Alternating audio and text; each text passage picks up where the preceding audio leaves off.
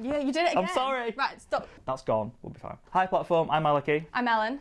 And we're here today from the Young Writers Group at Albert Kenney Trust. We're here to discuss the Penguin Pride Book Club, in particular LGBTQ+ stories with a focus on coming of age. So you've been reading The Terrible by Yester Daily Ward. This is a fantastic book which explores the writer's experience growing up in the northwest of England. It's about family, it's about sexuality, it's about violence and overcoming it. It's a really lyrical book, but also one which is really, really accessible to someone who maybe isn't as familiar with a lyrical style of writing. And you've also been reading The Miseducation of Cameron Post by Emily Danforth.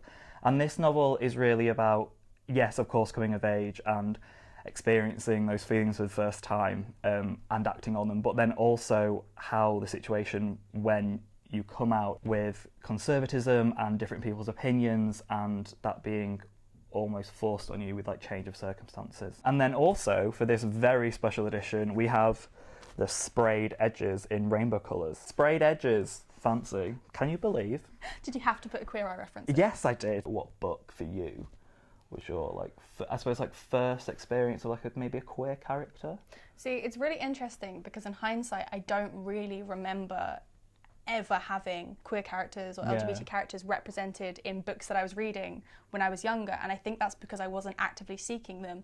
A few years ago it was almost impossible to find anything that was explicitly marketed as LGBTQ+. You know, we weren't putting rainbows on our book spines.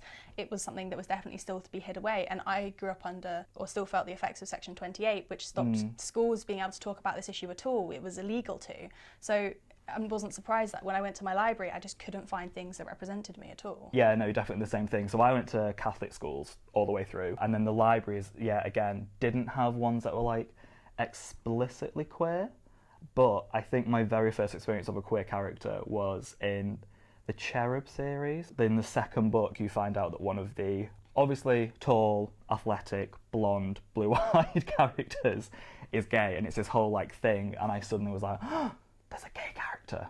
I've just remembered, you've reminded me that there was a book by a Jacqueline Wilson book called Kiss, which featured a character who ended up basically having a meltdown because it was realised that he was gay, and it was not necessarily the main plotline, but it was still significant and impacted, and it was quite like a balanced depiction of a character who being gay was part of their life, but also they had other interests, and that was something that I really valued, because quite often when we see LGBTQ+ characters in books, they are only their sexuality, and sometimes they're just that, they are the gay character, they are almost a token or a stock character, and actually the experiences are much more diverse than that, and to see that in a children's book, and that was published several years ago, and to have that published and not hidden or apologised was really, really impactful upon me. Quite often coming out is the whole narrative for someone as well. Yeah, definitely. So we that, and that's not to say that all those books are bad by any stretch of the imagination, but if your entire plot around every single book is the same, that's not going to work, and I want to see more diversity. It feels like we're telling the same stories over and over again, and that's why I was really grateful to see stories like The Terrible, because it's an experience that we don't often hear of someone who's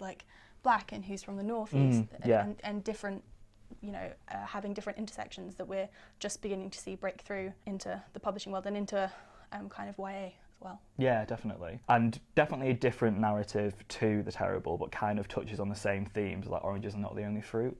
I know way back when I was doing A-levels and read that, and it was very much it was still prominent, but the fact that the protagonist was a lesbian, but it wasn't the main point. It was kind of oh look, it's here, and here's its effects, but here's everything else about growing up. I think the thing that I wanted growing up, but didn't necessarily have, was characters for whom their queerness was not the ruin of them, or potentially the ruin of them, for whom it was just oh, this character has a girlfriend, or this was just part of their identity, because what that made me do, especially because a lot of them were sob stories, was that it made me think that it was impossible to be gay and be happy, and it was impossible to exist and be successful. And a lot of the reasons that I write is because I want to prove that you can have, lots of different intersecting identities, not all of which people will approve of, but that doesn't have to be the sum of you. You are kind of more than your labels, even if they are important to you. When I was younger, how old would I have been?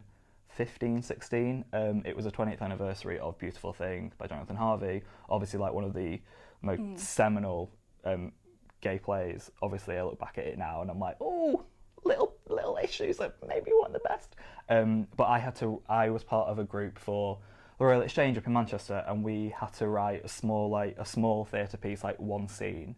And for me, that was really a way for me to deal with a lot of emotions that I felt for other people. Because I think that when you're queer, no matter where on the spectrum you fall with that your relationships with other people maybe necessarily are more tested, because you come into contact with somebody else who's queer and it's like, oh, should we be best friends? Should we really like each other? Especially from like my social circles, where I was the only queer person for the majority of time I was in school, especially all boys Catholic school.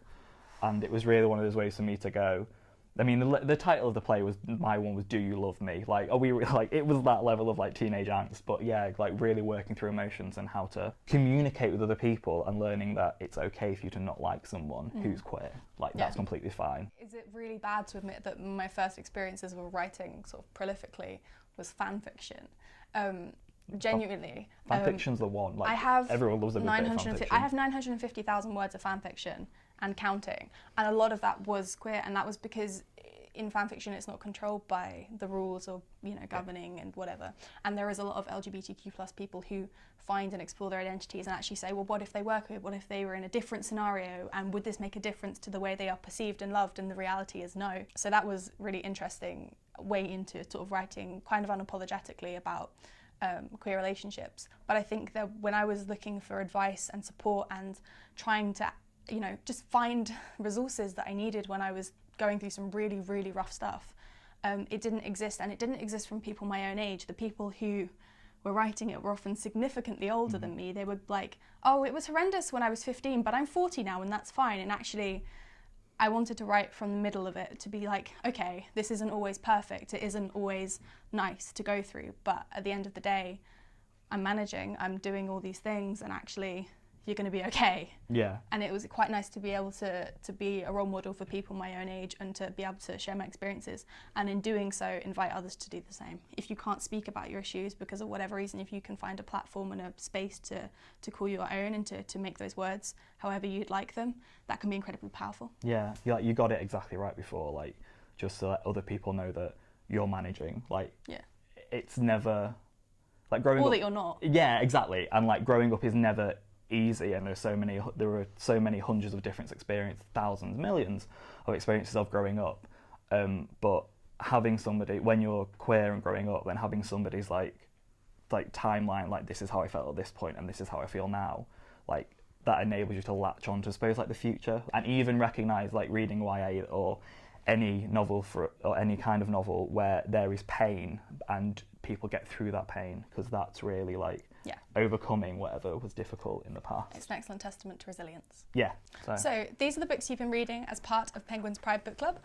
And this is the next book that I'm really interested in reading. This is Don't Call Us Dead by Dana Smith, and this is a poetry collection, and I think that's a really interesting way of approaching LGBT books and narratives and themes, and not the way that we necessarily always see. I really want to read Trans Britain. So obviously trans narrative is coming up more and more in like mainstream press, but there just really isn't enough. The way that trans people have been treated by the media has been appallingly recently, and they are scapegoated and absolutely horrifically treated in the press. And so to actually be able to listen to trans voices, to uplift trans voices, and to hear them and recognise them is really, really significant, and I'm really proud that the #Pride. I'm really proud that the book club is amplifying those voices. Yeah. If you want to join us on social media, you can use the #Pride Book Club. So, like we said earlier, we're here from the Young Writers Group at the Albert Kenney Trust. The Albert Kenney Trust is an incredible charity. They're for LGBTQ plus people from ages 16 to 25 who are facing homelessness. And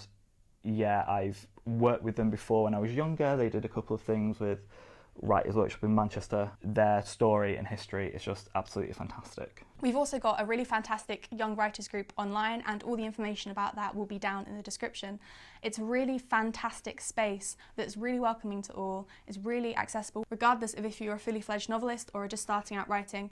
There's workshops, there are mentoring, you can submit pieces to be published, a whole of different array of opportunities that I'm really grateful to be able to get involved in, and that wouldn't be accessible to me was I not in this group. And that's really what the Writers Group is about, like bringing together people who are 16 to 25 to share their experiences and narratives, because I've got a few experiences, and I'm sure you will. Yeah, I surprisingly enough, do actually have experiences, and it's about helping people to tell their stories, whatever they may be, and to give them the tools and resources and ability to do that. Yeah. So come join us. No, I'm really, it's a shame there's no jazz hands. Just Wait, just come join us. Yay!